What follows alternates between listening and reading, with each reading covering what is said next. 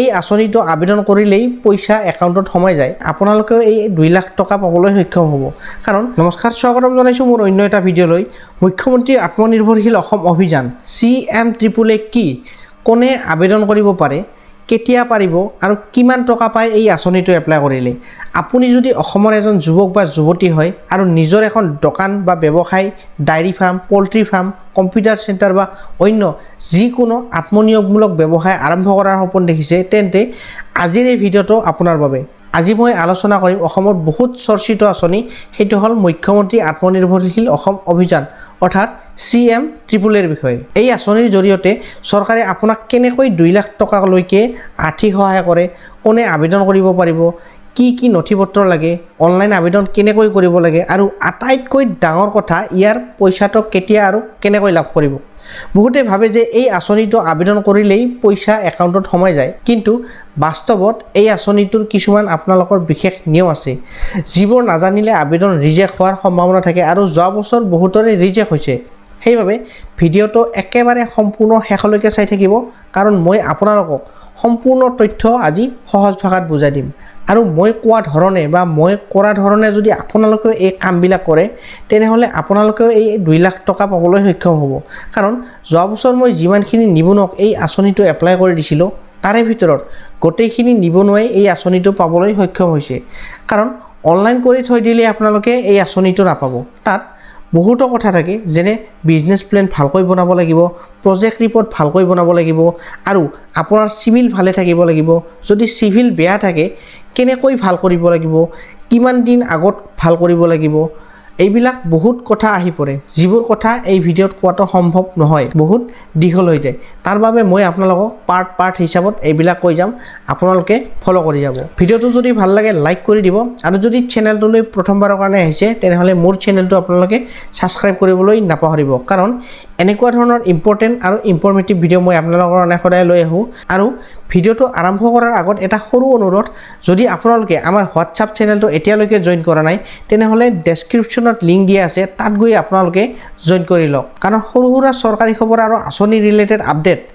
মই তাত দি থাকোঁ যিবোৰৰ ভিডিঅ' মই নবনাওঁ গতিকে ভিডিঅ'টো এতিয়া আৰম্ভ কৰোঁ CMAAA মানে কি CMAAৰ সম্পূৰ্ণ নাম হৈছে চিফ মিনিষ্টাৰ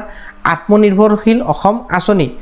অসম চৰকাৰে এই আঁচনি আৰম্ভ কৰিছে ৰাজ্যৰ শিক্ষিত নিবনুৱা যুৱক যুৱতীসকলক আত্মনিৰ্ভৰশীল কৰি তুলিবলৈ আজিৰ সময়ত চৰকাৰী চাকৰি সকলোৰে বাবে সম্ভৱ নহয় কিন্তু যদি কোনোবাই নিজৰ ব্যৱসায়ত আৰম্ভ কৰিব বিচাৰে তেন্তে মূলধনৰ অভাৱ এটা ডাঙৰ সমস্যা সেই সমস্যাৰ সমাধানৰ বাবে চৰকাৰে এই আঁচনিৰ জৰিয়তে আৰ্থিক সহায় আগবঢ়াইছে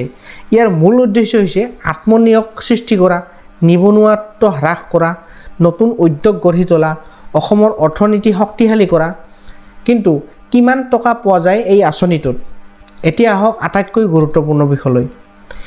এই আঁচনি সাধাৰণতে আবেদনকাৰীয়ে মুঠ 2 লাখ টকালৈকে আৰ্থিক সহায় লাভ কৰে এই সহায় সাধাৰণতে দুটা অংশত থাকে প্ৰথম অংশ হৈছে গভৰ্ণমেণ্ট ছাবচিডি অৰ্থাৎ চৰকাৰে দিয়া সহায় যিটো ঘূৰাই দিব নালাগে দ্বিতীয় অংশ হৈছে ইণ্টাৰেষ্ট ফ্ৰী লোন অৰ্থাৎ সুদ নিদিয়াকৈ লাভ কৰা ঋণ আনহাতে প্ৰফেশ্যনেল ডিগ্ৰী হোল্ডাৰ যেনে ইঞ্জিনিয়াৰ কৃষি স্নাতক পশু চিকিৎসা MBBS আদি যোগ্যতা থকা আবেদনকাৰীয়ে 5 লাখ টকালৈকে সহায় লাভ কৰাৰ সুযোগ পায় সেয়েহে ব্যৱসায় আৰম্ভ কৰিব বিচৰা যুৱক যুৱতীৰ বাবে এই আঁচনিৰ এটা ডাঙৰ সুযোগ বুলি ক'ব পাৰি এতিয়া কথাটো হ'ল এই আঁচনিটো কোনে আবেদন কৰিব পাৰিব আবেদনকাৰী অসমৰ স্থায়ী বাসিন্দা হ'ব লাগিব শিক্ষিত নিবনুৱা হ'ব লাগিব নিজৰ ব্যৱসায় আৰম্ভ কৰাৰ ইচ্ছা থাকিব লাগিব বৈধ বেংক একাউণ্ট থাকিব লাগিব এমপ্লয়মেণ্ট এক্সচেঞ্জ ৰেজিষ্ট্ৰেশ্যন লাগিব চৰকাৰৰ নিৰ্ধাৰিত অন্যান্য চৰ্ত পূৰণ কৰিব লাগিব বহুতে সোধে যে মই কি ব্যৱসায়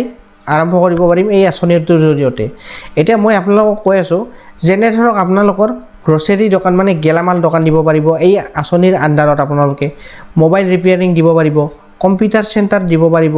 ডায়েৰী ফাৰ্ম দিব পাৰিব পোল্ট্ৰি ফাৰ্ম দিব পাৰিব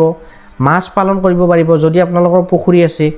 যদি আপোনালোকে ছোৱালী হয় বিউটি পাৰ্লাৰ দিব পাৰিব খাদ্য সক্ৰিয়াকৰণ কৰিব পাৰিব কৃষিভিত্তিক উদ্যোগ আৰু আন বহুতো ক্ষুদ্ৰ আৰু মজলীয়া ব্যৱসায় আছে য'ত নেকি এই আঁচনিটোৰ আণ্ডাৰত সোমাই আছে আপোনাৰ ব্যৱসায়িক পৰিকল্পনা যিমান শক্তিশালী হ'ব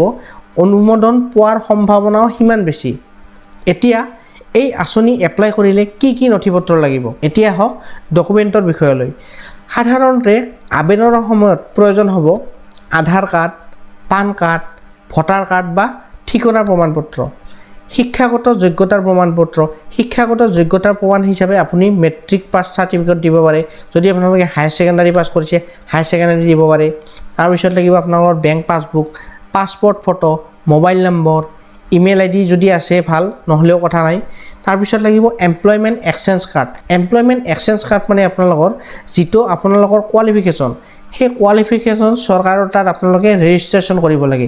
অনলাইন মাধ্যমেৰে আপোনালোকে নিজে কৰিব পাৰে বা CSC চেণ্টাৰত গৈ পেলাইও আপোনালোকে এই এমপ্লয়মেণ্ট এক্সচেঞ্জ কাৰ্ডখন বনাই ল'ব পাৰে বহুতে ভাবে যে বিজনেছ প্লেন আৰু প্ৰজেক্ট ৰিপৰ্ট একেই বুলি কিন্তু দুয়োটা সম্পূৰ্ণ বেলেগ বেলেগ হয় আৰু এই দুটা যদি আপোনালোকে ভালকৈ নবনায় তেনেহ'লে এই আঁচনিটো আপোনালোকে কেতিয়াও নাপায় গতিকে বিজনেছ প্লেন আৰু প্ৰজেক্ট ৰিপৰ্ট কেনেকৈ বনায় মই আপোনালোকক শিকাই দিম যেতিয়া এই আঁচনিটো মুকলি হ'ব যিহেতু এই আঁচনিটো অতি সোনকালে মুকলি হ'বলৈ গৈ আছে তাৰ বাবে আপোনালোকে অপেক্ষা কৰিব নালাগে বেছি দিন গতিকে আপোনালোকে কেইদিনমান ধৈৰ্য ধৰিব লাগিব এতিয়া বহুতে সুধিব যে এই আঁচনিটো আমি অনলাইন কেনেকৈ কৰিম যদি আপোনালোকৰ মোবাইল আছে বা আপোনালোকৰ কম্পিউটাৰ আছে আপোনালোকে মোবাইল বা কম্পিউটাৰতে আপোনালোকে নিজেই কৰি ল'ব পাৰিব